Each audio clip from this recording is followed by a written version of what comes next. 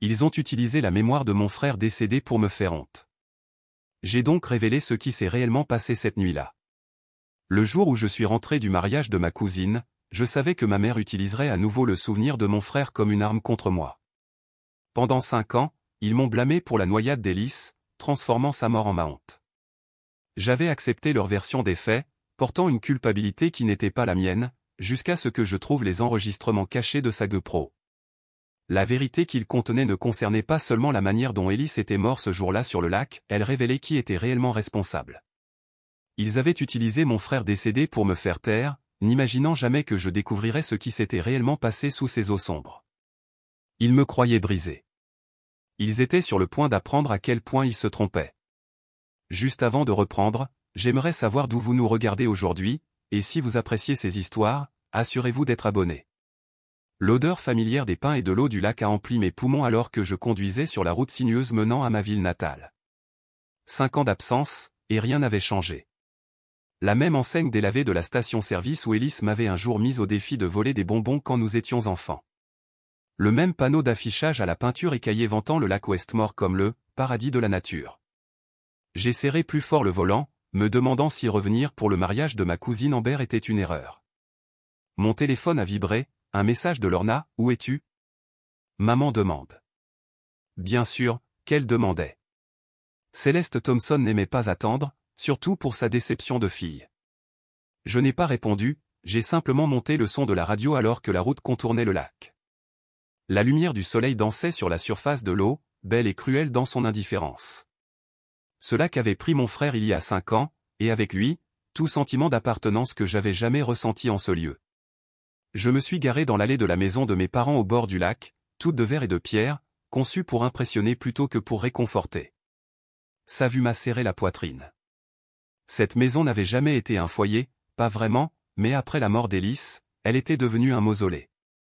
Ma mère est apparue sur le seuil avant même que j'aie coupé le moteur. Céleste Thompson, philanthrope et mondaine de la ville, se tenait avec une posture parfaite dans sa robe en lin crème, pas une mèche de ses cheveux blonds de travers. Son sourire était aussi étudié que ses discours de gala de charité. « Émilie » a-t-elle dit, le mot porteur de toute la chaleur d'un lac en janvier. « Tu es en retard. » Il y avait de la circulation, ai-je menti, sachant qu'elle ne croirait jamais que je m'étais arrêté 3 fois quand la panique m'avait saisi les poumons. « Heureuse de te voir aussi, maman. » Papa est apparu derrière elle. Gordon Thompson, autrefois vibrant et rieur, n'était plus que l'ombre du père dont je me souvenais. Ses yeux se sont brièvement illuminés en me voyant, mais il a rapidement maîtrisé son expression lorsque Céleste a jeté un regard dans sa direction. « Et M, a-t-il dit, s'avançant pour prendre mon sac. « Tu as l'air en forme, ma chérie. »« Merci, papa. » Je l'ai serré dans mes bras, sentant à quel point il avait maigri. Le chagrin et la culpabilité nous avaient tous vidés de différentes manières. À l'intérieur, la maison était en pleine effervescence pour les préparatifs du mariage. Le mariage de ma cousine Amber était demain, et d'une manière ou d'une autre, je m'étais laissé convaincre de revenir pour l'occasion. En partie parce qu'Amber avait été gentille après la mort d'Hélice, l'une des rares à ne pas me traiter comme si j'étais contagieuse. En partie parce que 5 ans semblaient une période assez longue pour se cacher. Lorna est arrivée en trombe, iPhone à la main, son élégance décontractée contrastant vivement avec mes vêtements froissés par le voyage. Ma sœur avait transformé son deuil en une vie parfaite pour Instagram, devenant une influenceuse lifestyle avec des centaines de milliers d'abonnés qui n'avaient aucune idée des fissures sous sa surface polie. Enfin, dit-elle en me faisant la bise sans me toucher la joue. Maman a rendu tout le monde fou à t'attendre. Le dîner de répétition commence dans 2 heures. Bonjour à toi aussi, ai-je marmonné, suivant papa à l'étage avec mon sac. Nous t'avons mise dans la chambre d'amis, dit-il d'un ton d'excuse. Lorna a les demoiselles d'honneur qui logent dans ton ancienne chambre. La chambre d'amis. Même ma chambre d'enfant n'était plus la mienne. Juste un autre rappel que j'étais désormais une visiteuse dans ce qui avait été ma vie. Ce n'est pas grave, ai-je dit, même si ça l'était. Rien n'allait bien depuis cette nuit-là. Le dîner de répétition avait lieu au restaurant du hangar à bateau, juste au bord du lac. J'ai failli rire de l'ironie en entrant, balayant la salle du regard à la recherche de visages amicaux. La plupart des gens se sont tus en me voyant, les conversations s'interrompant avant de reprendre à voix basse. Emily Thompson, la fille qui a survécu quand son frère n'a pas pu. Ma mère s'est matérialisée à mes côtés, me dirigeant vers une table dans le coin. « Tu es assise ici » a-t-elle dit sèchement. J'ai regardé la disposition. Une table pour enfants? Littéralement? Deux tout petits écrasaient déjà des petits pains pendant que leur mère harassée tentait de contenir le chaos. « Tu plaisantes » ai-je dit. « Nous ne savions pas que tu venais jusqu'à la semaine dernière » répondit Céleste, d'un ton parfaitement lisse. Le plan de table était déjà fait. C'est ça. Parce que je n'ai répondu à l'invitation qu'il y a un mois. Ses yeux ont lancé un avertissement. Émilie, s'il te plaît. C'est le week-end d'Amber. Ne fais pas de scène. Ne pas faire de scène. La devise de la famille Thompson. Ellis et moi avions enfreint cette règle trop de fois pour les compter, mais depuis sa mort, la pression de maintenir les apparences était devenue suffocante. J'ai pris ma place entre un enfant de 7 ans et un cousin éloigné que je reconnaissais à peine, regardant mes parents rejoindre la table d'honneur. Lorna a croisé mon regard de l'autre côté de la salle et a eu la décence de paraître légèrement embarrassée avant de se retourner vers sa conversation. « Vous êtes la sœur d'Ellis » a dit une voix à côté de moi. Je me suis retourné pour trouver une femme de mon âge qui prenait le siège à côté de moi. Elle avait des cheveux bouclés foncés et des yeux vifs et intelligents qui semblaient voir à travers moi. « Harper Bennett » a-t-elle dit en tendant la main. « La meilleure amie d'Amber. »« Émilie » ai-je répondu en lui serrant la main. « Et oui, Ellis était mon frère. »« Je sais » a-t-elle dit, son expression s'adoucissant légèrement. « Je l'ai rencontré quelques fois avant, enfin, avant. Il était drôle. Il m'appelait Harvard parce que je l'avais corrigé sur sa grammaire une fois. J'ai souri malgré moi. Ça ressemble bien à Ellis. » Pendant tout le dîner, Harper m'a maintenu à flot avec sa conversation facile, me posant des questions sur ma vie à Boston, mon travail de conseillère en formation. Elle n'a pas marché sur des œufs en parlant d'Ellis ni ne m'a lancé les regards apitoyés que j'avais appris à détester. C'était la première interaction normale que j'avais eue depuis mon arrivée. Jusqu'à ce que ma tante Meredith s'arrête à notre table, un verre de vin à la main, les yeux déjà vitreux. « Émilie » a-t-elle dit, sa voix portant juste assez pour que les tables voisines entendent. « C'est si courageux de ta part de revenir. Surtout pour une célébration. » Elle s'est penchée plus près, son parfum écrasant. « Tu sais que Céleste va porter un toast spécial demain, n'est-ce pas? En mémoire d'Ellis. » Elle a fait un diaporama magnifique. Mon estomac s'est noué. Quel diaporama? Oh, toutes ces photos et vidéos merveilleuses. Je crois qu'elle a même inclus des images de ce jour-là. Sa voix s'est éteinte, mais son intention était claire. Les yeux de Harper ont fusé entre nous, sentant la tension. Je devrais aller dire bonjour à Amber, ai-je dit en me levant brusquement. Meredith a attrapé mon poignet, ses ongles s'enfonçant légèrement.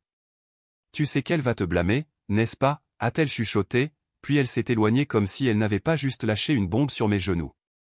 J'ai réussi à tenir le reste de la soirée d'une manière ou d'une autre, naviguant à travers les conversations comme un fantôme. Je ne pouvais penser qu'à ce diaporama. Quelles images ma mère avait-elle? Quelle histoire construisait-elle? De retour à la maison, je n'arrivais pas à dormir. Le doux clapotis du lac contre la rive, autrefois apaisant, sonnait maintenant comme des accusations dans le noir. Ta faute, ta faute, ta faute. Je me suis levé et j'ai ouvert ma valise, cherchant la poche cachée que j'avais évitée pendant des années. À l'intérieur se trouvait une petite clé USB contenant les enregistrements de la GoPro d'Ellis de ce jour-là. Je n'avais jamais eu le courage de les regarder, terrifié de revivre ces moments, de voir la preuve de mon échec.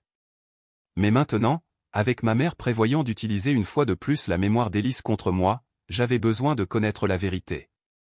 Toute la vérité. J'ai branché la clé sur mon ordinateur portable, les mains tremblantes. Cette nuit-là, Ellis est venu à moi en rêve. Pas paisible, pas réconfortant. Il hurlait, l'eau emplissant ses poumons, sa main tendue vers la mienne, mais dans le rêve, comme dans la réalité, nos doigts ne se sont jamais touchés. Je me suis réveillé en suffoquant, le son du lac à l'extérieur de ma fenêtre un rappel moqueur que j'avais survécu quand lui non. La clé USB ne m'avait apporté que de la douleur. Les fichiers étaient corrompus, illisibles. 5 ans à éviter la vérité, et maintenant que j'en avais le plus besoin, elle m'échappait, tout comme Ellis, sous les eaux sombres, hors de ma portée. La lumière du matin filtrait à travers les rideaux de la chambre d'amis, me forçant à me réveiller. Ma tête me faisait mal par manque de sommeil, et les fichiers corrompus de la GoPro d'Hélice semblaient une blague cruelle.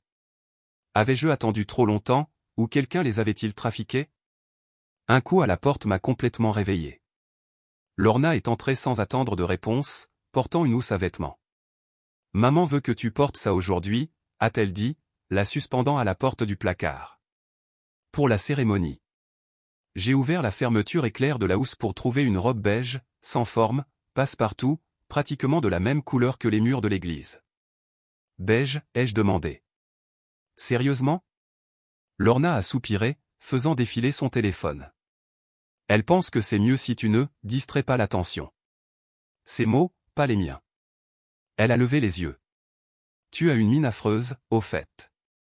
Tu as dormi un peu. Pas vraiment. Je me suis assise sur le bord du lit. Lorna, qu'y a-t-il sur le diaporama de maman pour la réception? Ses doigts se sont arrêtés sur son écran. Juste quelques photos de famille. Pourquoi? Tante Meredith a mentionné des images de ce jour-là. L'expression de Lorna s'est fermée. C'est un hommage à Hélice. Maman a travaillé très dur dessus. Mais s'il y a des images de l'accident. Pour l'amour de Dieu, Émilie, a claqué Lorna. Ça fait 5 ans. Peux-tu juste laisser tomber? Le laisser reposer en paix. Ce n'est pas juste, ai-je dit doucement. On ne m'a jamais permis de laisser tomber. Maman s'en assure. Le visage de Lorna s'est légèrement adouci. Écoute, porte juste la robe, d'accord? Ne fais pas de vagues. Pas aujourd'hui. Après son départ, je suis restée assise à regarder la monstruosité beige, la tentative de ma mère de me rendre invisible, de contrôler l'histoire même dans ce que je portais. J'étais en train de remettre la robe sur son cintre quand Céleste est apparue dans l'embrasure de la porte. « Tu n'es pas habillée ?» a-t-elle observé froidement. La cérémonie n'est pas avant des heures. Les photos du cortège commencent bientôt. J'ai dit à Amber que tu aiderais avec les arrangements floraux avant ça. Je me suis tourné pour lui faire face. C'est drôle, personne ne m'en a parlé. Son sang-froid parfait n'a jamais failli. Eh bien, je t'en parle maintenant. J'ai étudié le visage de ma mère, toujours belle à 55 ans, entretenue avec des crèmes coûteuses et des procédures subtiles. La regarder, c'était comme regarder une étrangère qui partageait mes traits. Qu'y a-t-il vraiment sur ce diaporama, maman? Quelque chose a vacillé dans ses yeux, la surprise, peut-être, que je sois au courant. Puis son masque est revenu. Un hommage à ton frère. Quelque chose que tu aurais dû faire il y a des années, si tu n'avais pas été si absorbé par ta propre culpabilité. Les mots ont atterri comme un coup physique. Ma culpabilité? Tu m'as blâmé dès le moment où c'est arrivé. Elle s'est approchée, sa voix baissant jusqu'à un murmure dur. Tu t'es figé. Tu ne te souviens pas? Tu te figes toujours quand les choses deviennent difficiles. Hélice avait besoin de toi, et tu t'es figé. L'accusation a résonné dans ma tête, remuant les fragments de mémoire que j'avais essayé de rassembler pendant des années. M'étais-je figé? Je me souviens avoir plongé dans l'eau après lui, nageant jusqu'à ce que mes poumons me brûlent. Mais il y avait des lacunes, des moments perdus à cause du traumatisme et du choc. Ce n'est pas ce qui s'est passé, ai-je dit, mais le doute s'est glissé dans ma voix. N'est-ce pas? Céleste a souri finement. Porte la robe, Émilie. Et essaie de ne pas gâcher une autre journée importante pour cette famille. Elle m'a laissé là, secouée. M'avait-elle manipulé toutes ces années pour me faire douter de moi-même, ou ma mémoire était-elle vraiment peu fiable? Les images corrompues de la GoPro semblaient encore plus dévastatrices maintenant. La matinée s'est déroulée dans un tourbillon de préparatifs de mariage. J'ai évité ma mère, me concentrant plutôt sur l'aide aux demoiselles d'honneur d'Amber pour leur coiffure et leur maquillage. Harper m'a trouvé là, déjà vêtue de sa robe de demoiselle d'honneur principale. On dirait que tu pourrais avoir besoin de ça, a-t-elle dit en me tendant une flasque. J'ai accepté avec gratitude, prenant une gorgée de ce qui s'est avéré être un whisky coûteux. Merci. Elle s'est assise à côté de moi, observant le chaos des activités pré-mariage. Alors, quelle est la véritable histoire entre toi et ta famille? Mis à part la tension évidente que tout le monde fait semblant de ne pas remarquer. J'ai hésité. Je parlais rarement d'Hélice avec qui que ce soit, encore moins avec une inconnue. Mais quelque chose dans le regard direct de Harper m'a donné envie de lui dire la vérité. Mon frère est mort dans un accident de bateau il y a 5 ans, ai-je dit doucement. J'étais avec lui. Ils ne m'ont jamais pardonné. Harper n'a pas offert de platitude ou de pitié. Que s'est-il vraiment passé ce jour-là? La question m'a prise au dépourvu. Pas « je suis désolé » ou « comme c'est terrible ». Que s'est-il vraiment passé? Nous étions sur le lac. Ellis est tombé par-dessus bord. J'ai plongé après lui, mais j'ai dégluti difficilement. Je l'ai perdu de vue. Le temps qu'il le retrouve, il était trop tard. Et il te reproche quoi? De ne pas être une assez bonne nageuse? De ne pas l'avoir sauvée? D'avoir survécu? J'ai pris une autre gorgée de la flasque. Ma mère pense que je me suis figé. Peut-être que je l'ai fait. Je ne me souviens pas de tout clairement. Les yeux de Harper se sont plissés. C'est pratique pour elle. Avant que je puisse lui demander ce qu'elle voulait dire, nous avons été interrompus par l'arrivée du témoin du marié, Rowan Mitchell, le meilleur ami d'enfance d'Ellis. Je ne l'avais pas vu depuis les funérailles. Il s'est arrêté net en me voyant, son expression indéchiffrable. Emily. Tu es venue. Une décision de dernière minute, ai-je répondu en l'étudiant. Rowan avait changé, le sourire facile dont je me souvenais remplacé par quelque chose de réservé et distant. Il avait rejoint les forces de police après l'université, suivant les traces de son père. Content de te voir, a-t-il dit, bien que son ton suggère le contraire. Ses yeux ont filé vers Harper, puis sont revenus sur moi. Je devrais trouver Jason. Devoir de témoin. Alors qu'il s'éloignait précipitamment, Harper a haussé un sourcil. C'était bizarre. Nous ne nous sommes pas parlé depuis la mort d'Ellis, ai-je expliqué. C'était compliqué. Le reste de la journée s'est déroulé dans un tourbillon de préparatifs de cérémonie. J'ai porté la robe beige, joué le rôle qui m'était assigné, et j'ai essayé d'ignorer les murmures qui me suivaient. Emily Thompson, la fille qui a laissé mourir son frère. Cette nuit-là, après le dîner de répétition, j'étais sur le point de m'effondrer dans mon lit quand mon téléphone a sonné. Numéro inconnu. J'ai failli ne pas répondre, mais quelque chose m'a poussé à accepter. Le silence m'a accueilli, puis le son d'une respiration. J'étais sur le point de raccrocher quand une voix a parlé, une voix qui a arrêté mon cœur. Elle te ment. La voix d'Ellis. J'ai laissé tomber le téléphone comme s'il m'avait brûlé. J'entendais des choses, mon esprit épuisé me jouait des tours. Les mains tremblantes, j'ai vérifié ma messagerie vocale. L'appel était allé sur la messagerie vocale après que j'ai laissé tomber le téléphone, et le message était là. Juste une respiration, puis ces 4 mots d'une voix si semblable à celle de mon frère que cela m'a rendu physiquement malade. Je me suis assise par terre, essayant de donner un sens à tout ça. Ça ne pouvait pas être Ellis. Quelqu'un jouait une blague cruelle, utilisant peut-être un logiciel de manipulation de la voix. Mais qui? Et pourquoi? Un coup à ma porte m'a surprise. Je l'ai ouverte pour trouver mon père titubant légèrement dans le couloir, l'odeur de scotch lourde sur son haleine. « Papa, ça va ?» Il a mis un doigt sur ses lèvres, puis a trébuché dans ma chambre. « Je devais te voir » a-t-il bredouillé. « Avant demain. » Je l'ai guidé pour qu'il s'assoie sur le lit. « Qu'est-ce qui se passe ?» Gordon Thompson paraissait plus vieux que ses 58 ans, le chagrin gravé sur chaque ligne de son visage. « J'aurais dû dire quelque chose à l'époque » a-t-il marmonné, les yeux vagues. Je l'ai regardé te blâmer, je ne l'ai pas arrêté. Papa, de quoi parles-tu? Il a soudainement agrippé ma main, ses yeux s'éclaircissant. Ellis savait quelque chose. Sur ta mère. Sur la fondation. Mon pouls s'est accéléré. Qu'est-ce qu'il savait? Mais le moment de lucidité de Gordon était passé. Il a secoué la tête, des larmes se formant. Il me manque, et aime. Tu me manques aussi. La maison est si silencieuse maintenant. Je l'ai aidé à retourner dans sa chambre, m'assurant qu'il se mette au lit sans que Céleste ne le remarque. Ces mots tourbillonnaient dans mon esprit aux côtés du mystérieux message vocal. Ellis savait quelque chose sur ma mère, sur sa précieuse fondation caritative. Incapable de dormir, je me suis retrouvé attiré par le grenier. Les affaires d'Ellis avaient été mises en boîte et stockées là après sa mort. Ma mère avait prétendu qu'il était trop douloureux de voir ses affaires, mais j'avais toujours soupçonné qu'elle voulait simplement effacer tout rappel du fils qui l'avait défié. Parmi les boîtes poussiéreuses, j'ai trouvé son vieux carnet de croquis. Ellis avait du talent, ses dessins pleins de vie et de détails.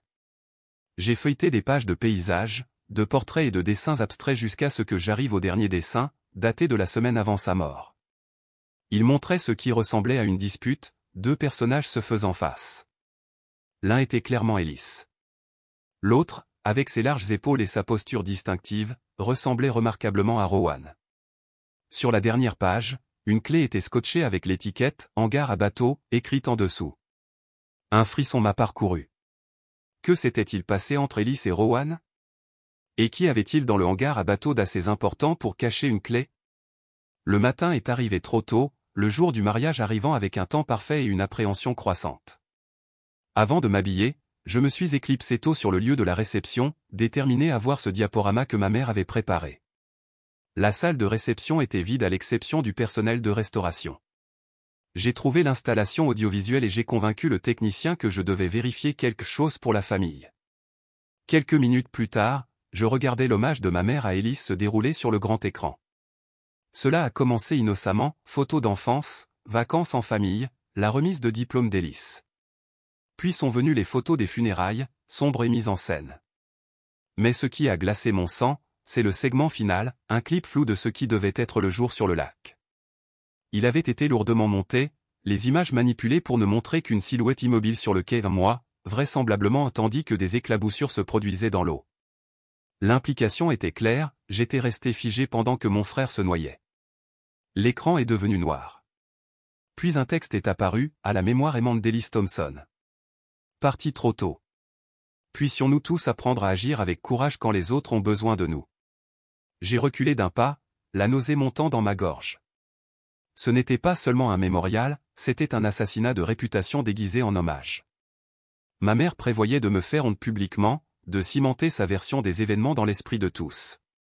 Les mains tremblantes, j'ai sorti mon téléphone et j'ai envoyé par courriel les fichiers corrompus de la GoPro à un vieil ami d'université qui travaillait dans la récupération de données. Le message était simple, urgence. Besoin de récupérer ces fichiers au plus vite. Je paierai ce qu'il faudra. Cette nuit-là, pendant que le reste du cortège célébrait au dîner de répétition, j'ai pénétré par effraction dans le hangar à bateau en utilisant la clé cachée d'Ellis. À l'intérieur, j'ai trouvé du matériel de pêche, des gilets de sauvetage et une vieille armoire verrouillée. La clé y rentrait aussi, révélant une pile de documents, des dossiers financiers de la fondation de ma mère avec des sections surlignées et des notes de l'écriture d'Ellis. Virement bancaire vers un compte au Caïmans, source, lisez une note. Une autre, manque $50 000 du fonds contre le cancer. Vérifié avec Rowan. J'ai tout photographié avec mon téléphone, le cœur battant. Ellis avait enquêté sur la fondation de notre mère. Avait-il découvert quelque chose d'illégal? Je n'ai pas eu le temps de finir ma pensée. Un bruit à l'extérieur du hangar m'a surprise, et j'ai rapidement replacé les documents, verrouillant l'armoire. Au moment où je suis retourné à la maison, j'étais certaine d'une chose, je devais récupérer ces fichiers GoPro, quoi qu'il en coûte. Le jour du mariage s'est levé, clair et lumineux, comme si la nature elle-même conspirait avec la façade parfaite de ma mère. Je me suis réveillé au son de coups frénétiques à ma porte. Émilie. La voix de Lorna était aiguë de panique. Quelqu'un est entré par effraction dans ta chambre. Je me suis assise, désorientée. De quoi parles-tu? Je suis juste là. Lorna a fait irruption, déjà habillée pour la coiffure et le maquillage. La nuit dernière, pendant que nous étions tous au dîner de répétition. Ta porte a été forcée. J'ai balayé la pièce du regard, le pouce accélérant. Rien ne semblait déranger jusqu'à ce que mes yeux se posent sur mon ordinateur portable. La clé USB avait disparu. Tu l'as signalé, ai-je demandé en rejetant les couvertures. Bien sûr. Le frère de Jeff s'en occupe. Jeff était le fiancé de Lorna, son frère, un policier local. Il dit que c'était probablement juste des jeunes qui cherchaient des objets de valeur. Mais je savais que non. Quelqu'un avait pris les enregistrements de la GoPro d'Ellis, les mêmes que j'avais envoyés pour récupération la nuit dernière. Quelqu'un ne voulait pas que cette vidéo soit restaurée. Je dois parler à l'officier, ai-je insisté. Lorna a froncé les sourcils. Maintenant? Nous devons être sur les lieux dans 1 heure. Coiffure, maquillage, photo. Ma chambre a été cambriolée, Lorna. On s'en occupe, a-t-elle dit d'un ton dédaigneux. Rien d'important n'a été pris, n'est-ce pas? Juste une vieille clé USB. La manière décontractée dont elle a mentionné cela m'a glacé. Comment savais-tu ce qui avait été pris? Elle a hésité, juste une seconde. Tu viens de dire. Non, je ne l'ai pas dit. Nous nous sommes regardés, le poids des accusations tacites lourd entre nous. Finalement, Lorna a soupiré. Maman a vu que tu l'avais. La clé GoPro. Elle ne pensait pas qu'il était approprié que tu l'aies. Alors elle est entrée par effraction dans ma chambre? Je ne pouvais pas croire ce que j'entendais. C'est criminel, Lorna. Baisse la voix, a-t-elle sifflé. Ce n'était pas comme ça. Elle a demandé à Rowan de la prendre, c'est tout. Il a une clé pour toutes les chambres depuis qu'il a séjourné ici l'été dernier. Rowan. Bien sûr. Les pièces commençaient à s'assembler, les dessins d'Ellis, les documents financiers avec le nom de Rowan notés, le comportement étrange de Rowan quand il m'a vu. Je dois lui parler, ai-je dit en attrapant des vêtements. Il est avec les garçons d'honneur, Emily. S'il te plaît, c'est le jour du mariage d'Amber. Ça ne peut pas attendre? Mais j'étais déjà à mi-chemin de la porte. J'ai trouvé Rowan dans la pool house avec les autres garçons d'honneur, tous à divers stades de préparation. Il a pâli en me voyant foncer sur lui. Il faut qu'on parle, ai-je dit en lui attrapant le bras. Maintenant. Je l'ai traîné dehors, ignorant les sifflets et les commentaires des autres hommes. Tu es entré par effraction dans ma chambre, ai-je dit une fois que nous étions seuls. Tu as volé la clé USB d'Ellis. Il n'a pas nié. Céleste m'a demandé de le faire. Elle a dit que tu prévoyais de faire une scène au mariage, que tu étais instable. Instable? Ai-je craché. Tu l'as prise parce que tu es sur ces images, n'est-ce pas? Tu étais là ce jour-là. Son expression a changé, le choc remplaçant la culpabilité. De quoi parles-tu? J'ai trouvé le carnet de croquis d'Ellis, les dessins de vous deux en train de vous disputer. J'ai trouvé les documents dans le hangar à bateau. Rowan a reculé d'un pas, secouant la tête. Tu ne comprends pas dans quoi tu t'embarques, Emily. Alors explique-moi. Que s'est-il passé ce jour-là? Qu'est-ce qu'Ellis savait? Je ne peux pas, il a regardé nerveusement autour de lui. Pas ici. Pas maintenant. Ellis est mort, Rowan, et ma mère est sur le point de me blâmer publiquement pour sa mort. Je mérite de savoir la vérité. Avant qu'il ne puisse répondre, Harper est apparu à mes côtés, essoufflé. Te voilà. Je peux te l'emprunter? Urgence mariée. Je l'ai laissé m'entraîner, furieuse. Une fois que nous étions hors de portée de voix, elle a dit, il n'y a pas d'urgence. Tu avais l'air d'avoir besoin d'être secouru. Merci, ai-je marmonné, tout en regardant Rowan se dépêcher de retourner à la pool house. Je dois te dire quelque chose, a dit Harper en me guidant vers un coin tranquille du jardin. À propos d'Ellis. Mon cœur a raté un battement. Quoi à son sujet? Elle a hésité, puis a sorti un petit journal de son sac à main. Il me l'a donné la semaine avant de mourir. Il m'a fait promettre de ne dire à personne que je l'avais. Je ne l'ai pas regardé depuis des années, mais après notre conversation d'hier. J'ai pris le journal avec des mains tremblantes. Pourquoi Ellis te donnerait-il ça? Nous n'étions pas que de simples connaissances, a admis Harper. Nous avons été proches pendant quelques mois avant sa mort. Il a dit qu'il me faisait confiance, qu'il pensait que quelqu'un le suivait. J'ai feuilleté les pages, reconnaissant l'écriture désordonnée d'Ellis. C'était rempli de notes sur les finances de la fondation, les réunions avec les donateurs, les conversations qu'il avait surprises. La dernière entrée, datée de 2 jours avant sa mort, disait « Maman m'a surpris dans son bureau. » Grosse dispute. Elle sait que j'ai trouvé les comptes offshore. Dit que je ne comprends pas, que je suis naïf. A appelé R pour intervenir. Je ne sais plus à qui faire confiance. Je vais les confronter tous les deux demain au lac. Je sauvegarde tout sur la GoPro, au cas où.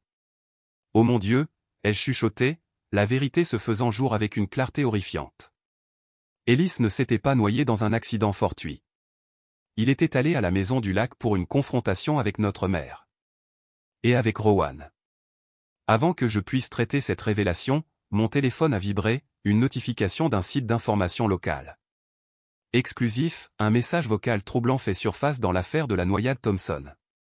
Quelqu'un avait fait fuiter le message vocal, la voix d'Élise disant « Elle te ment ». Les commentaires affluaient déjà, spéculant sauvagement.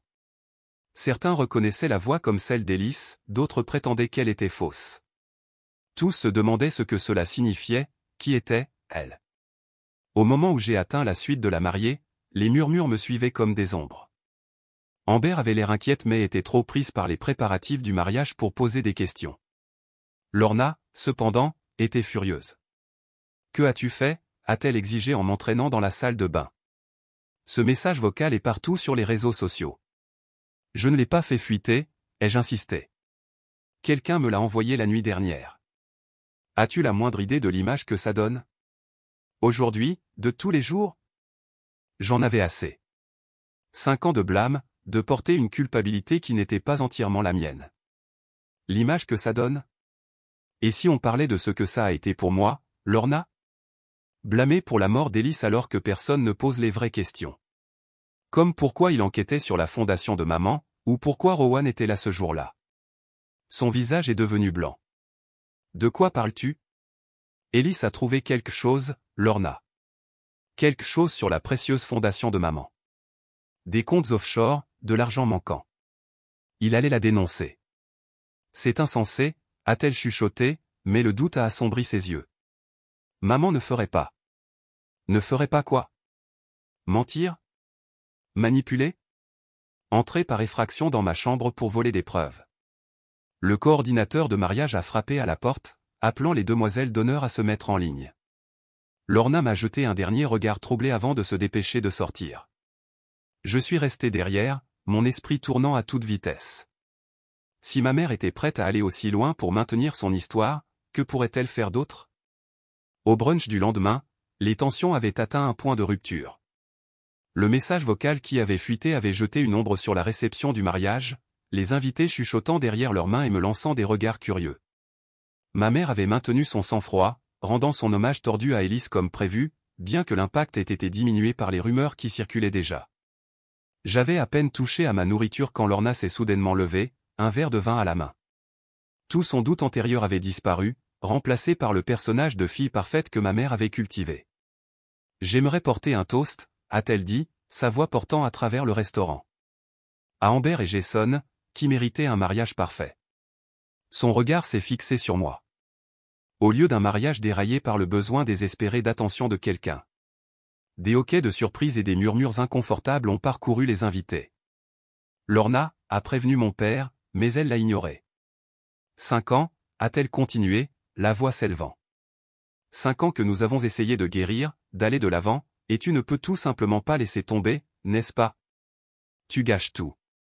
Tout comme tu l'as fait avec Élise. La pièce est tombée dans le silence. Ma mère regardait avec une satisfaction à peine voilée Lorna faire publiquement son sale travail pour elle.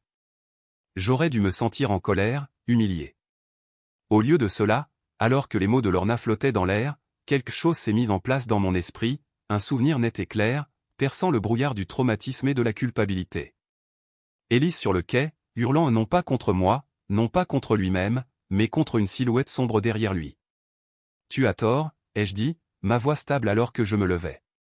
Vous tous. Je ne me suis pas figé ce jour-là. Et Élise n'est pas simplement tombée. J'ai regardé directement ma mère, dont le sang-froid a finalement montré des fissures. Quelqu'un l'a poussée. Le brunch s'est transformé en chaos après mon accusation. Papa m'a éloigné pendant que maman chuchotait furieusement aux parents d'Amber, sans doute en train de leur raconter une histoire sur mon instabilité mentale. Lorna se tenait figée, son verre de champagne toujours levé, le choc remplaçant sa droiture antérieure. Harper m'a trouvé sur le parking, les clés à la main. Monte. Nous devons agir vite.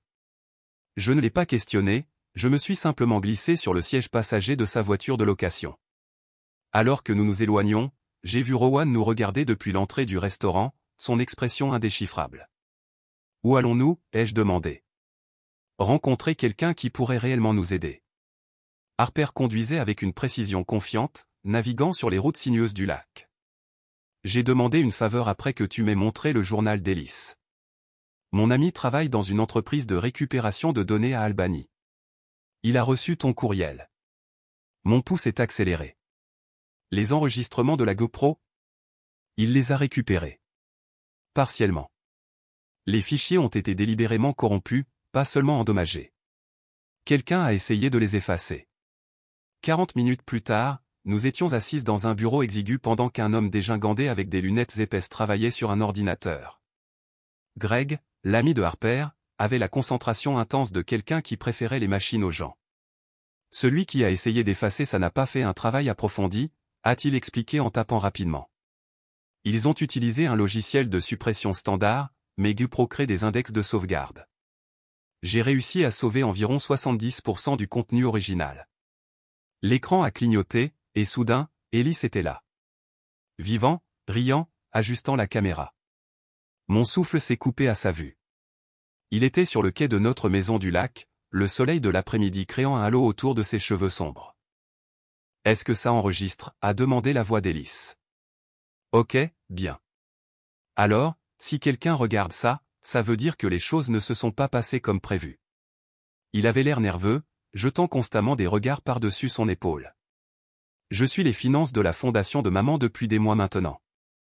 Au début, je pensais que les écarts étaient juste une mauvaise comptabilité, mais... » Il a passé une main dans ses cheveux. C'est systématique.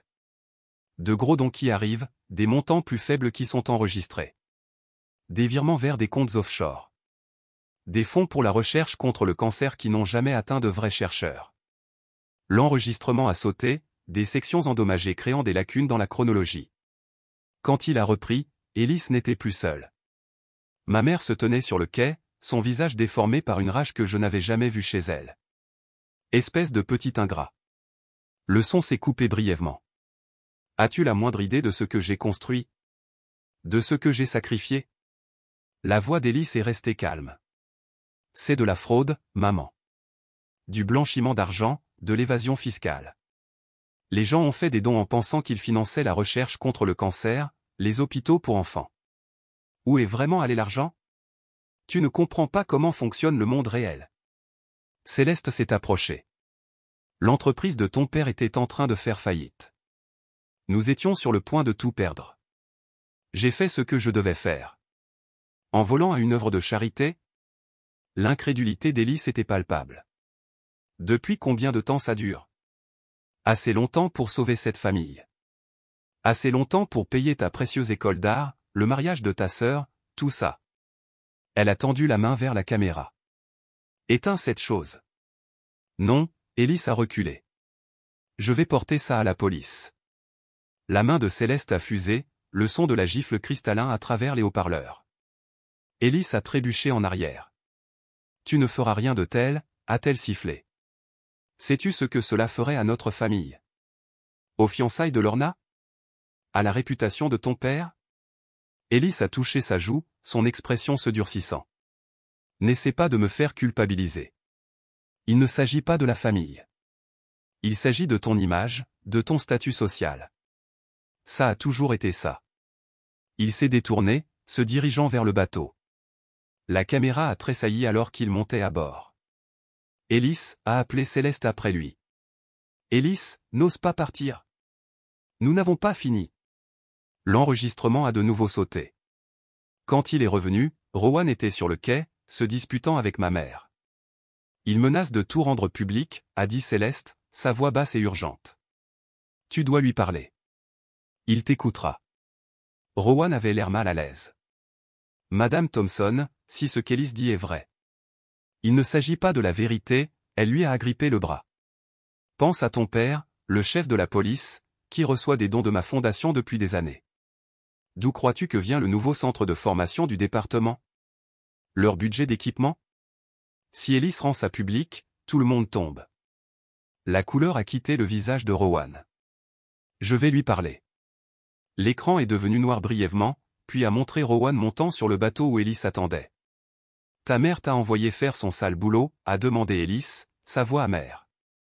Je veux juste comprendre ce qui se passe, a répondu Rowan en se rapprochant. J'ai trouvé la preuve qu'elle détourne de l'argent de sa propre fondation. Des millions, Rowan. L'argent des donateurs destinés aux enfants malades, aux bourses de recherche. Elle le siphonne depuis des années. C'est une accusation grave. Ce n'est pas une accusation, c'est un fait. J'ai les registres, les virements. Élise a brandi une clé USB, la même qui avait été volée dans ma chambre. Tout est là. Je l'emmène au bureau du procureur de l'État. Tu ne peux pas faire ça. La voix de Rowan a baissé. Le département de mon père, ils ont bénéficié de ces dons. Alors tu savais? La déception d'Élise était évidente. Tu savais, et tu n'as rien dit. Je ne connaissais pas les détails, juste que ta mère était généreuse avec le département. Rowan a tendu la main vers la clé USB. Laisse-moi voir. Non. Élise a reculé, la glissant dans sa poche. Je te faisais confiance. Toutes ces années, je pensais que tu étais mon ami. Je suis ton ami. La voix de Rowan s'est élevée. C'est pour ça que j'essaie de te protéger. Si tu rends ça public, ta famille est détruite, la carrière de mon père est finie. Pense à ce que tu fais. Ils se sont battus, le bateau tanguant dangereusement. La caméra est tombée, capturant des aperçus chaotiques, l'eau, le ciel, des mains qui s'agrippent. Puis une éclaboussure, et la voix d'Élise appelant en panique. L'enregistrement a basculé sur un nouvel angle, vraisemblablement depuis la GoPro qu'Élise portait. Des plans sous-marins, des bulles, la surface s'éloignant. Puis, plus rien. Le dernier clip me montrait plongeant à plusieurs reprises dans l'eau, hurlant le nom d'Élise pendant que le bateau de recherche tournait en rond. Je ne m'étais pas figé. J'avais essayé désespérément de le trouver bien après que les autres aient abandonné tout espoir. Je suis resté assise dans un silence stupéfait alors que l'écran s'assombrissait, les larmes sur mon visage avaient séché, laissant des traces de sel sur ma peau. Je ne me suis pas figé, ai-je chuchoté. Harper m'a serré la main. Non, tu ne l'as pas fait. Peux-tu faire des copies, ai-je demandé à Greg. Il a hoché la tête. C'est déjà fait.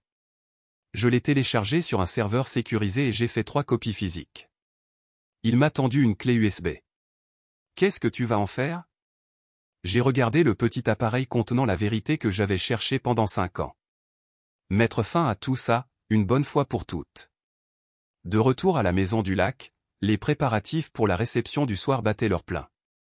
Harper m'a déposé à un pâté de maison pour éviter d'être repéré. Tu es sûr de toi, a-t-elle demandé. Une fois que tu auras fait ça, il n'y aura pas de retour en arrière. Je suis coincé dans ce cauchemar depuis 5 ans, ai-je répondu. Je suis prête à ce que ça se termine.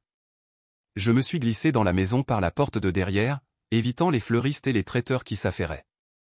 Dans ma chambre, j'ai caché la clé USB à 3 endroits différents, une dans ma chaussure, une scotchée sous la commode, et une téléchargée sur mon stockage en ligne. Si ma mère essayait de nouveau de faire taire la vérité, elle devrait travailler plus dur cette fois-ci. Alors que je me changeais pour la réception, Lorna a fait irruption dans ma chambre sans frapper. Où étais-tu? Maman te cherchait partout. J'avais besoin de prendre l'air. Elle m'a étudié, méfiante. Qu'est-ce que tu voulais dire au brunch à propos de quelqu'un qui aurait poussé Élise? J'ai réfléchi à ce que je devais lui dire. Lorna avait toujours été la fille parfaite de notre mère, suivant le scénario que Céleste avait écrit pour sa vie. Mais sous son extérieur poli, j'avais vu des lueurs de doute. J'ai la preuve, ai-je dit simplement. Maman et Rowan sont impliqués dans la mort d'Élise. Il a découvert que maman détournait de l'argent de la fondation, et il a menacé de la dénoncer.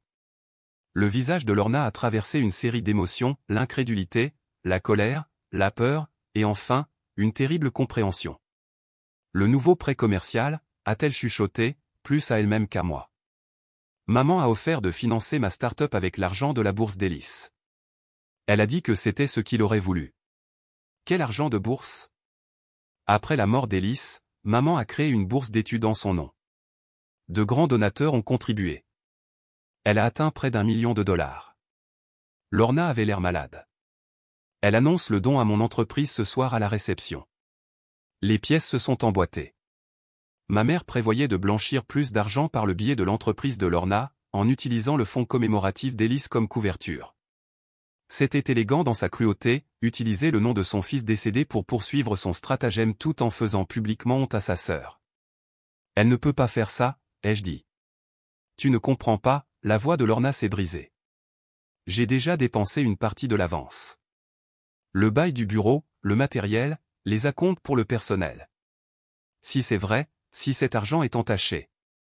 Elle s'est affalée sur le lit, les mains tremblantes. Qu'est-ce que j'ai fait?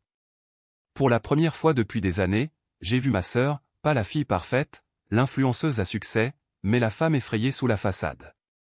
Tu ne savais pas, ai-je dit doucement. Mais maintenant tu sais.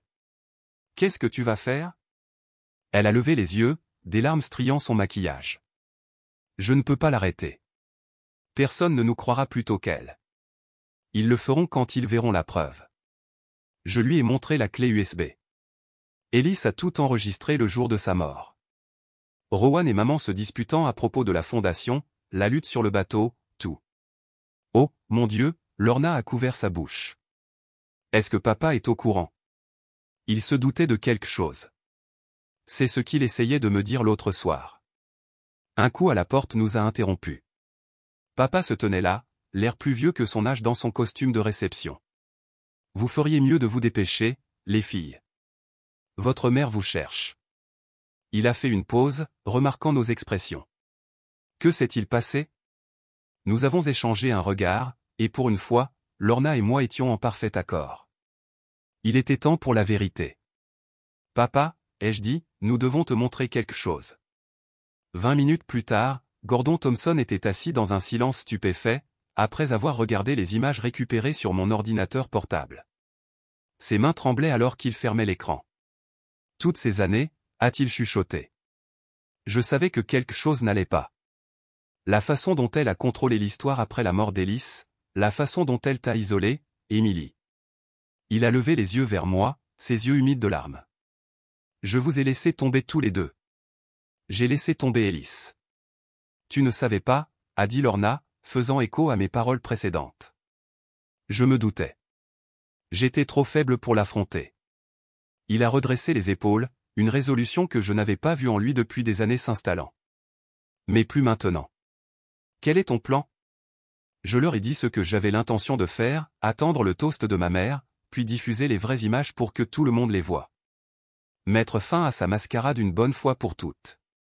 Elle essaiera de t'arrêter, a prévenu papa. Pas si elle ne le voit pas venir.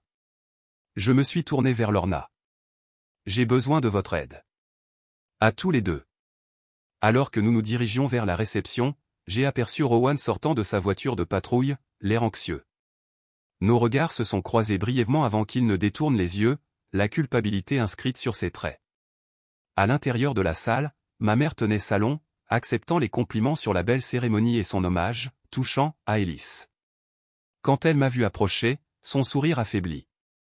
Te voilà, a-t-elle dit à voix basse. Où étais-tu? Je me préparais, ai-je répondu. Je ne manquerai ton grand toast pour rien au monde.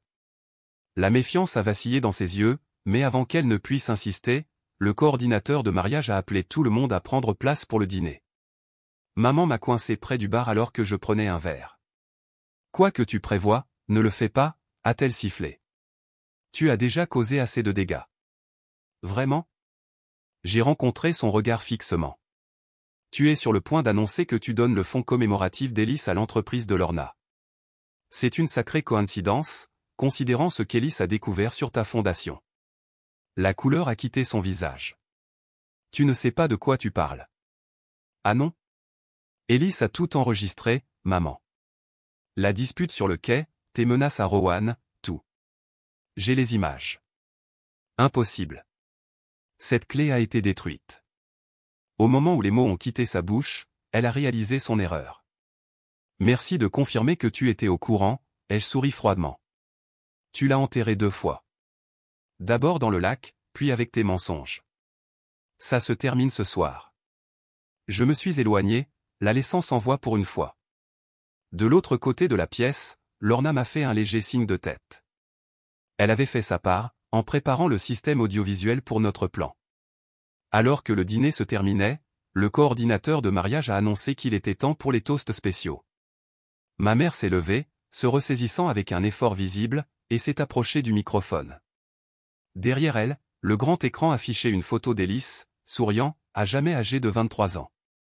Merci à tous de partager cette belle célébration de l'amour, a-t-elle commencé, son charme étudié reprenant le dessus. Avant de continuer les festivités, j'aimerais prendre un moment pour me souvenir de quelqu'un qui devrait être ici avec nous, mon fils bien-aimé, Ellis. Des murmures de sympathie ont parcouru la foule. Au cours des 5 années qui se sont écoulées depuis sa perte, nous avons créé une bourse commémorative en son nom. Ce soir, je suis fier d'annoncer que le fonds commémoratif Ellis Thompson fera sa première subvention majeure pour soutenir de jeunes entrepreneurs, comme ma fille Lorna, qui incarne l'esprit d'innovation qu'Ellis admirait tant. Les applaudissements ont rempli la salle alors que Lorna se levait, son sourire crispé mais convaincant. Elle a étreint notre mère, lui chuchotant quelque chose à l'oreille qui a fait se raidir Céleste. Et maintenant, a dit Lorna dans le microphone, nous avons un hommage vidéo spécial à Ellis que la famille aimerait partager. La confusion a traversé le visage de ma mère. Cela ne faisait pas partie de son scénario. Elle s'est tournée vers l'écran juste au moment où je branchais la clé USB dans l'ordinateur portable qui contrôlait l'affichage. « Qu'est-ce que tu fais » a-t-elle sifflé, se jetant sur moi, mais papa s'est interposé. « Il est temps pour la vérité, Céleste » a-t-il dit doucement. La salle est tombée dans le silence alors qu'Ellis apparaissait à l'écran, sa voix remplissant l'espace. Alors, si quelqu'un regarde ça, ça veut dire que les choses ne se sont pas passées comme prévu. Les images ont défilé, non montées et brutes, devant 200 invités de mariage stupéfaits. Les accusations d'Ellis sur la fondation, la rage de ma mère, la confrontation avec Rowan sur le bateau, la lutte, l'éclaboussure. Des hoquets de surprise ont parcouru la foule alors que la vérité se dévoilait. Quelqu'un a crié quand Ellis a disparu sous l'eau. Beaucoup se sont détournés, incapables de regarder, mais personne n'est parti. Je suis resté immobile, les yeux fixés sur le visage de ma mère alors que son monde soigneusement construit s'effondrait autour d'elle. Elle était devenue d'une pâleur mortelle, son corps rigide de choc. Alors que les derniers clips passaient à moi plongeant à plusieurs reprises dans le lac, cherchant désespérément Ellis, son sang-froid s'est finalement brisé. « Éteignez ça » a-t-elle chuchoté, puis plus fort, « éteignez ça ». Mais il était trop tard. La vérité était sortie, vue par tous ceux qui comptaient dans son cercle social, donateurs, membres du conseil d'administration, leaders communautaires, toutes les personnes dont elle avait si soigneusement cultivé l'opinion au fil des ans. Quand l'écran s'est finalement éteint, le silence était assourdissant. Puis, lentement, les gens ont commencé à bouger. Certains ont rassemblé leurs affaires et sont partis sans un mot. D'autres chuchotaient de manière urgente entre eux, jetant des regards à ma mère. Quelques-uns se sont approchés de mon père, posant des mains réconfortantes sur son épaule. Lorna s'était effondrée sur une chaise, sanglotant doucement. La mariée, Amber, se tenait figée à côté de son nouveau mari, son jour parfait maintenant marqué de façon permanente par cette révélation. Ma mère s'est rétablie la première, ses instincts de survie se réveillant. Cette vidéo a été truquée, a-t-elle annoncé, sa voix coupant à travers les murmures.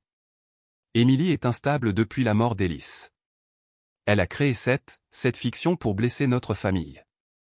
Quelques regards incertains se sont tournés vers moi, et j'ai ressenti un moment de désespoir. La croirait-il, même maintenant ? Ce n'est pas vrai. La voix venait de derrière moi. Rowan s'est avancé, son uniforme de police contrastant vivement avec les tenues de fête autour de lui. Son visage était tiré, le poids de 5 ans de culpabilité évident dans chaque ligne. La vidéo est réelle, a-t-il continué, sa voix se brisant. J'étais là. Tout s'est passé exactement comme vous l'avez vu. Les yeux de ma mère se sont plissés. Tu la protèges. Tu as toujours eu le béguin pour Emily. Non, Madame Thompson. Je dis enfin la vérité. Rowan s'est tourné pour faire face à la foule. Ellis a découvert des irrégularités financières dans la fondation Thompson. Il a confronté sa mère, puis moi. Nous nous sommes disputés sur le bateau. Je ne voulais pas le pousser. C'était un accident, mais je l'ai poussé. Un hoquet collectif a parcouru la salle. Rowan a continué, les mots sortant en cascade maintenant. J'ai paniqué. Le temps qu'Emily arrive, il était trop tard. Elle a plongé encore et encore, essayant de le trouver. Elle ne s'est pas figée. Elle a essayé de le sauver. Il a dégluti difficilement, des larmes coulant sur son visage. Après, Madame Thompson m'a convaincu de me taire, a dit que ça détruirait nos 2 familles si la vérité sortait. Elle a aidé à couvrir l'affaire, à la faire passer pour un accident, à utiliser son influence pour s'assurer que l'enquête soit minimale. Les gens partaient ouvertement maintenant, la réception de mariage étant effectivement terminée. Le père d'Amber était au téléphone, son expression sombre. Les membres du conseil d'administration de la fondation se blottissaient dans un coin, leur discussion intense et troublée. Ma mère a fait une dernière tentative désespérée. Ils mentent. Ils mentent tous les deux. Arrête ça, Céleste. La voix de mon père était calme mais ferme. C'est fini. Comme sur un signal, les portes se sont ouvertes, et 2 officiers en uniforme sont entrés, suivis d'un homme en costume que j'ai reconnu comme étant le procureur de district. Harper se tenait à ses côtés, son expression à la fois triste et satisfaite. Céleste Thompson, le procureur s'est avancé, nous devons vous poser quelques questions concernant les dossiers financiers de la Fondation Thompson et les événements entourant la mort d'Ellis Thompson. C'est absurde, a bafouillé ma mère. Savez-vous qui je suis? Qui est mon mari? Oui, madame, nous le savons. Le ton de l'officier était respectueux mais inflexible. Monsieur Rowan Mitchell nous a déjà donné une déclaration préliminaire. Nous aimerions avoir la vôtre également. Alors qu'ils emmenaient ma mère, elle a regardé en arrière une fois, ses yeux trouvant les miens. À ce moment-là, j'ai vu quelque chose que je n'avais jamais vu chez elle auparavant, la peur. Pas des conséquences légales, mais de ce qu'elle était devenue, de ce qu'elle avait perdu. Puis le masque est revenu, et elle a redressé les épaules, sortant avec la même prestance qu'elle affichait lors d'innombrables galas de charité. Rowan s'est approché de moi avec hésitation. Émilie, je... Pas maintenant, ai-je dit, ma voix creuse. Juste pas maintenant. Il a hoché la tête, comprenant, et a suivi les officiers. La salle de réception s'est vidée rapidement après ça. Les traiteurs avaient l'air confus, ne sachant pas s'ils devaient continuer à servir. L'orchestre a remballé sans jouer une note. La mère d'Amber était en larmes, réconfortant sa fille, dont le jour spécial avait implosé de manière si spectaculaire. J'aurais dû me sentir triomphante. La vérité était enfin sortie. J'étais disculpé. Mais en regardant la destruction autour de moi, l'orna brisée, papa vieilli au-delà de ses années, un mariage ruiné, la victoire avait un goût de cendre. Harper m'a trouvé assise seule à une table abandonnée, regardant dans le vide. Le procureur veut te parler aussi, a-t-elle dit doucement. Quand tu seras prête. J'ai eu ce que je voulais, ai-je dit, plus à moi-même qu'à elle. Alors pourquoi est-ce que ça ne fait pas du bien? Parce qu'il ne s'agit pas de gagner, c'est-elle assise à côté de moi. Il s'agit de survivre. Et tu l'as fait. Tu as survécu à tout ça. La mort d'Ellis, la manipulation de ta mère, des années de blâme. Tu t'en es sorti. Qu'est-ce qui se passe maintenant? Maintenant, Harper a offert un sourire triste, maintenant c'est à toi de décider qui tu veux être, sans ce poids sur les épaules. Papa nous a rejoints, les yeux rougis mais plus clairs que je ne les avais vus depuis des années. J'ai appelé une voiture pour Lorna. Elle va rester chez son amie ce soir. Je ne pense pas qu'aucun de nous ne devrait retourner à la maison. Et toi, ai-je demandé. Je resterai à l'hôtel en ville. Je vais commencer à régler. Il a fait un geste vague. Tout. La fondation, les problèmes juridiques. Il a pris ma main. Je suis tellement désolé, Émilie. De ne pas t'avoir protégée. De ne pas avoir vu ce qui se passait. Tu vois maintenant, ai-je dit simplement. C'est ce qui compte. Alors que nous quittions les lieux, un journaliste s'est approché, caméra à la main. Les nouvelles vont vite dans les petites villes. Avant que je puisse refuser de commenter, Harper est intervenu, la voix ferme. Tu l'as fait, a-t-elle dit alors que nous nous éloignons. Le monde entier sait maintenant. Ellis serait fière. Cette nuit-là, dans une chambre d'hôtel stérile loin de la maison du lac, je me suis enfin permis de pleurer. Pas seulement pour Ellis, mais pour la famille qui avait été brisée bien avant sa mort, pour les années perdues dans le deuil et les mensonges, et pour la fille que j'avais été avant ce jour sur le lac. Le lendemain matin, l'histoire était partout. La fraude de la fondation Thompson révélée, criait un titre. Une philanthrope locale arrêtée, déclarait un autre. Un policier admet son rôle dans la noyade de 2020, lisait un troisième. Mon téléphone vibrait constamment de messages de vieux amis, de parents éloignés, de journalistes cherchant des interviews. Je les ai tous ignorés, assis en tailleur sur le lit de l'hôtel alors que je regardais l'histoire de la disgrâce de ma famille se dérouler aux informations locales. Céleste avait été libérée sous caution, le montant stupéfiant même pour ses ressources. Rowan restait en détention, ayant avoué son rôle dans la mort d'Ellis et la dissimulation qui a suivi. La fondation était sous enquête, ses comptes gelés, sa réputation en lambeaux. Un léger coup interrompit ma fascination morbide. Lorna se tenait dans l'embrasure de la porte, paraissant plus petite sans son style habituellement parfait. « Je peux entrer ?» a-t-elle demandé. J'ai hoché la tête, lui faisant de la place sur le lit. « Papa parle à des avocats ?» a-t-elle dit en se perchant sur le bord. Le prêt commercial, il a disparu. Tout l'argent de la fondation est gelé en attendant l'enquête. Elle a tordu nerveusement sa bague de fiançailles. Les parents de Jeff lui ont demandé de reconsidérer les fiançailles. Apparemment, être associé aux Thompson n'est pas bon pour leurs aspirations politiques. Je suis désolé, ai-je dit, le pensant, malgré tout. Vraiment? Elle m'a regardé, m'a vraiment regardé, peut-être pour la première fois depuis des années. Je ne te blâmerai pas si tu ne l'étais pas. J'ai été horrible avec toi, et aime. Je l'ai cru plutôt que toi. Je l'ai aidé à te faire du mal. Tu as cru ce que tu avais besoin de croire. J'ai pris sa main. Nous l'avons tous fait, de différentes manières. Comment on se remet de ça? La voix de Lorna s'est brisée. Comment on avance un jour? Je n'avais pas de réponse pour elle. La vérité m'avait libéré d'une prison, mais le chemin à parcourir restait incertain pour nous tous.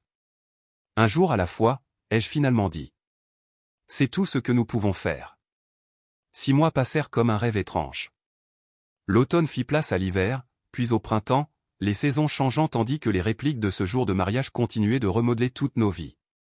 J'avais déménagé dans une petite ville côtière à 3 heures du lac, louant un cottage avec vue sur l'océan plutôt que sur une eau stagnante. Le mouvement constant des vagues m'apaisait d'une manière que le lac n'avait jamais fait. Ici, j'ai terminé ma formation de conseillère en traumatologie, me spécialisant en thérapie des systèmes familiaux appropriés, étant donné mon expertise sur le sujet. Mon téléphone a sonné un matin d'avril alors que je marchais le long du rivage. L'identifiant de l'appelant montrait un numéro inconnu. « Est-ce bien Emily Thompson ?» a demandé une voix de femme quand j'ai répondu. « Oui, c'est bien moi. Mon nom est Diane Mercé. Je suis productrice pour Actual Truth Documentary.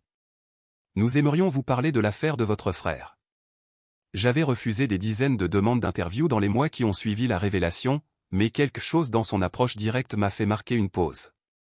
Que proposez-vous exactement?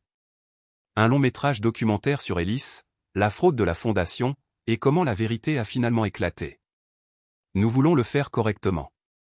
Pas de sensationnalisme, juste les faits. Votre famille mérite au moins ça. J'y ai pensé, regardant les vagues s'écraser contre les rochers. Ellis avait toujours été intrépide dans sa quête de la vérité. C'était peut-être une façon d'honorer cette partie de lui.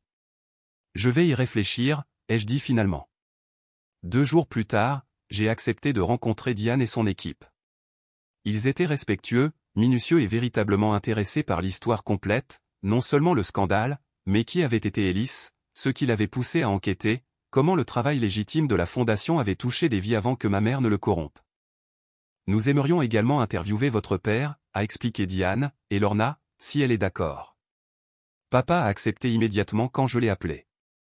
Il avait vieilli de plusieurs années en quelques mois, mais il y avait une nouvelle clarté en lui. Il coopérait pleinement avec les enquêteurs, reconstituant l'étendue des crimes financiers de Céleste.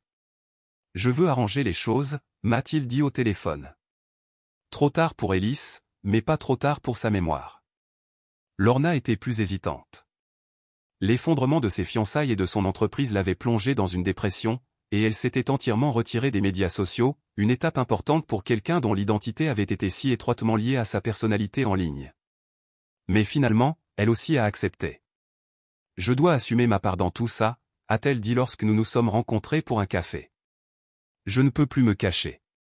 Ma mère, en attente de son procès pour de multiples chefs d'accusation de fraude, de blanchiment d'argent et d'obstruction à la justice, a refusé de participer par l'intermédiaire de son avocat.